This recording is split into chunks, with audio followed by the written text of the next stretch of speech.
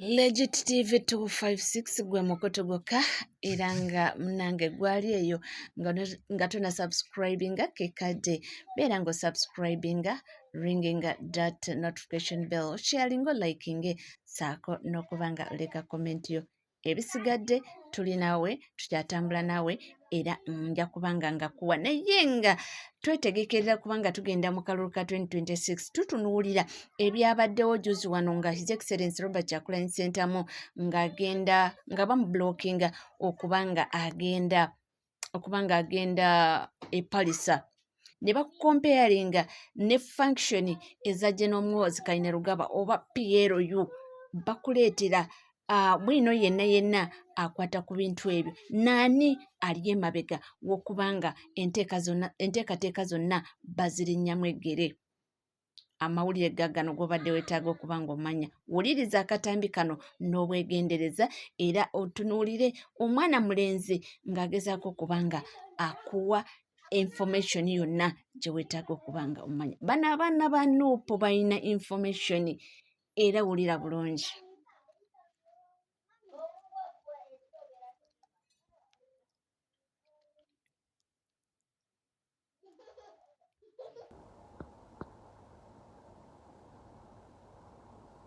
Ekitegeera poliisi ewandiise ekiwandiiko nga baagala ku Monday NUP etule ne poliisi babeeko ebintu bye bakola ki bye bateesako era bye boogera naye byonna byonna bagenda okwogerako baali bategeeza before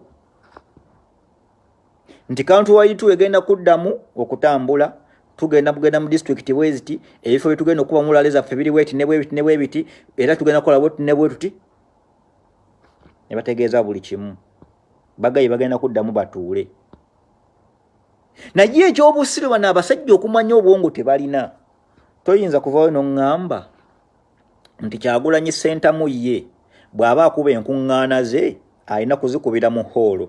Njagala tusooke twebuuze lwaki azikubira mu hoolo. Mwagala kukomyawo biri ebintu eby'ekisimu simanyi mu kampeyini mbusimanyi enkuŋŋaana bazikubiranga mu gundi ne bazikola ki simanyi olwa COVID-19 essaawa ya kato pandemic gye tulina mu ggwanga Uganda era mutuwe ensonga lwaki Kyagulanyi Ssentamu ye enkuŋŋaana ezize alina kuzikubira mu hoolo ng'ate abalala bazikubira in public spaces. Ekyo muveeyo mu kinnyonnyole okumanya abantu mmwe obwongo bwammwe ebiseera ebisinga oba mulowooza mutya wano hoolo kyesobola accommodatinga bannayuganda oba mwakabayo bapolitician bameka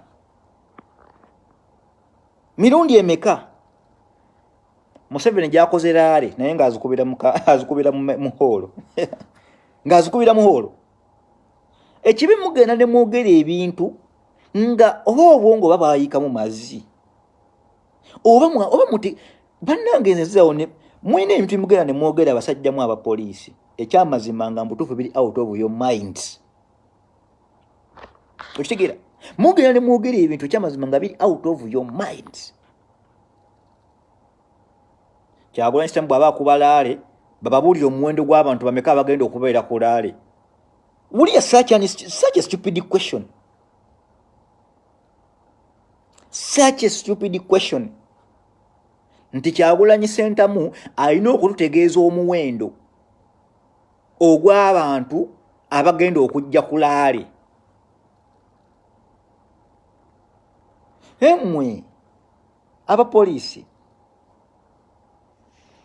ebiseera ebisinga newankubadde kale muyinza okuba Kyagulanyi Ssentamu temumwagala olwokuba babawa obusa olwokuba mulina abakozesa nga temumwagala naye mulina ebintu emugala ne mubuuza ekyamazima nga n'omwana wanasa tasobola kukibuuza. Museveni buli babadde nga akuba laale abadde nga avaayo n'abagamba nti tugenda bantu be bati bagenda okujja ku laale. Ebyo ebintu mulina okubyogera mwabyogera buli mu pandemic. Right now we are out of pandemic. Tewaliwo kintu kigenda kugamba nti ate olina kusukka abantu be bati lwaki. mulinnya nga abagamba nti Kyagulanyi Ssebo olina okuba ne limiti y'abantu abakuwagira abalala bwe bajja bagobe. Mukozese ku mitwe bantu mmwe. Kati tuwulye holo ki ddala Kyagulanyi Ssebo gy'asobola okuba mulaale. Holo ki Muhoozi gy'asobola okuba mulaale. Bwe muwanga Muhoozi asobola okutambula eggwanga n'agenda gy'agenda ne muteekawo ne zibbaasi ne zigenda ne zisomba abantu mu byalo ne zibajja mu byalo ne zibajjawo ne zibaleeta mu kisaawe mugenda okugenda. Lwaki tebabateeka mu holo? Lwaki ku Bobi Wine mwagala abiteeke mu holo?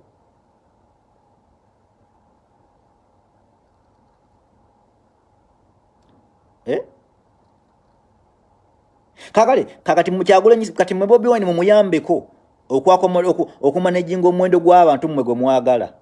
Kuba itayisobola controlling abantu abamwagala. Then kakati mmwe muyambeko Kyagulanyi sinamwati mwagala okumwagala ababuulira omuwendo. Then kakati mwe muteekewo mu omuwendo gwe mwagala. Kyagulanyi Ssentamu gwateekeddwa okubeera nago. Then abalamu bakugire baddeyo. Mukozesa ebintu bannange basajja mwe munyiza naye mbabuulira bino byonna n'ebintu bye muli mukola bintu bye muli mukogera ebyekisirusiru. Mugenda kutuuka mugenda kubyejjusa nze mbabuulira. Mugenda kubyejjusa.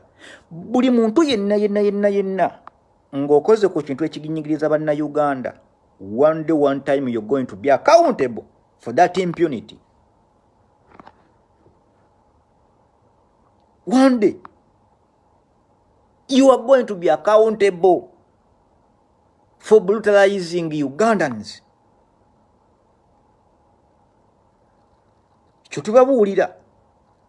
Mwe muyinza okuddawo ne mulowooza nti Uganda egenda kukoma ku mmwe. Era bye mukola byonna mubikola. Mukimanyi nti Uganda enki egenda kukoma awo, tegenda kweyongerayo. Ebintu binene bye muli mukola mwe mulaga nti Uganda katubikole ndaba teri agenda kutukuba ku mukono, teri agenda kutugana ndaba Uganda wiiki ejja tegenda kubeerawo. Mwe kye kibali mbwongo. Y'ensonga lwaki nti mweyisanga ekitagasa. Y'ensonga lwaki mweyisanga ekitagasa. Mukola bye mukola. Katukole bye tukola ndaba teri agenda kutuvunaana. Katukole bye tukola ndaba Uganda enki egenda kukoma. Tewagenda kuddamu kubeerawo Uganda. Ne mwerabira nti Uganda ebaddewo emyaka ebyeya n'ebisiibo. Ebintu bye muli mukola mu abapoliisi mu bannamagye ebintu bye muli mukola waliwo abaabikola edda. Naye abaabikola edda bo bali ludda wa? Ebintu bye muli kumukola okubonyaabonya bannayuganda, okubakikinako emisolo, okubasiba mu makomera batalina misango, okubuzaawo be mubuzaawo, okusiba batalina misango n'okukola kino okutulugunya bye mutulugunyiza mu kituuka kya Chambers, mulowooza mmwe abasoose okubikola. Amini yakola bye yakola, Obote yakola bye yakola, bali ludda wa? Where are they? Omanyi enzikiza ekwata nnyo obudde nga bunaatera okukya. Akantu ako nze nkaddiŋŋana. Enzikiza ekwata nnyo n'empewo gyeyongera okuba nnyingi ng'obudde bugenda kukya. Ate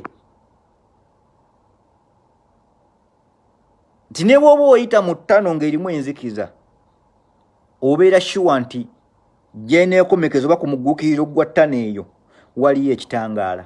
Essaawa yaka tuli mu ttano ejjudde enzikiza, naye tulina akatuli ke tulengera akalaga nti gyekomekkereza waliyo ekitangaala. Essaawa yakati ekizikiza kikutte nnyo okusinziira ku bikolwa ebigenda mu ggwanga Uganda ebikolerwa ku bannayuganda. Enzikiza ekutte nnyo ekiraga nti obudde bunaatera okukya. Nti ekiraga bino byonna bye muli mu kukola mwandibanga mubikola mu kaseera byandibanga mubikola kasuubulizo. Ensonga lwaki mutansa okubrutalizinga bannayuganda. Y'ensonga lwaki nti kati okukwata bannayuganda batalina musango kati kweyongedde. Nti omuntu asobola n'okubeera mu nnyumba ye ne mujja ne mmulonayo ng'akutte engatto just nga alina engatto ze za bulijjo ezakayooya, engatto ze za bulijjo. Namutandika okugamba nti engatto z'amagye. Mwakutte Bobi Wine ne muteekayo just ng'ayambadde obugatto bwe bumyufu ne muvayo ne mugamba ngatto z'amagye. Ovule myufu mu kombati y'amagye. bino byonna baabikola Obote yabikola Zimbabwe Mugabe yayiwa obutwa mu mazzi mu region gye baali batamwagala abaafa abaziba amaaso bakomekeza bali ku street South Africa Mugabe right now ali luddawa Mugabe ali luddawa Okitegeera ali luddawa bamulekera entebe ne bamugamba sebo taata fuga ye Mugabe yali amanyi nti agenda kufuga emyaka ebyeya n'ebisiibo tajja kufa kati ali luddawa esawa ya kati ali muntana kati Museveni bino byonna ebintu ebigenda mu ggwanga Uganda tukimanyi you are in commander era gwolagera nti kino kiberebwe kiti goza bannayuganda basiru oba olowooza Uganda esookedde ku mmwe okubonyaabonya bannansi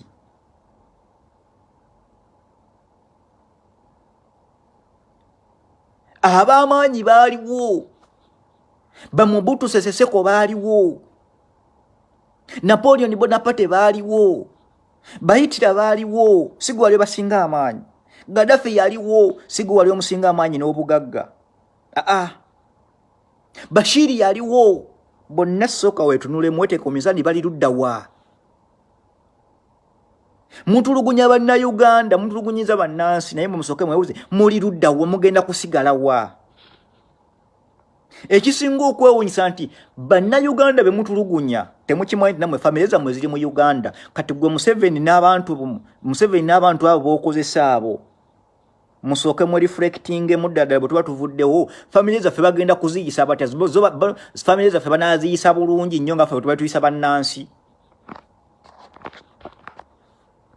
famire zaffe banaaziyisa bulungi nnyo nga naffe bwe tuba tuyisa bannansi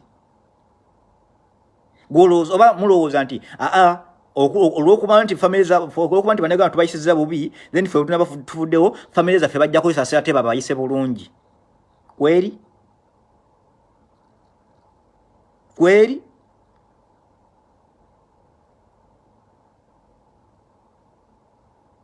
mwe reflecting mugambe naye bannayuganda tubayisizza bubi nnyo ekyamazima tussa abantu bangi nnyo bwe tumalidde mu makomera naye ffe tuba tuvuddewo ddala abantu baffe bagenda kubayisa bulungi then mutandika okwejanjinga kati empisa gye muyisamu bannayuganda mwe famire zammwe bagenda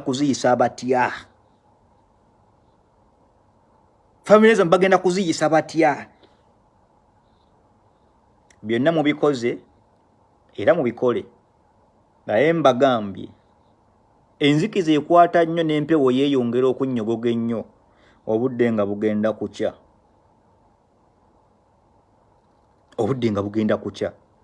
bannayuganda byonna ebiriwo byonna nawe ebiri naye time is coming ekintu kyotasobola stopping revolution is inevitable kyekintu kyotasobola kwewala nti enkyukakyuka ebeereze right now bannayuganda enkyukakyuka yajja the revolution yajja dda eri ku mulyango gwa Uganda ekonkona lwakuba nti bannayuganda ffe abakyebuziza amagezi okusituka ogenda okugulira revolution eyingire mu nsi yaffe naye nga yo ku lujjuko eri ekonkona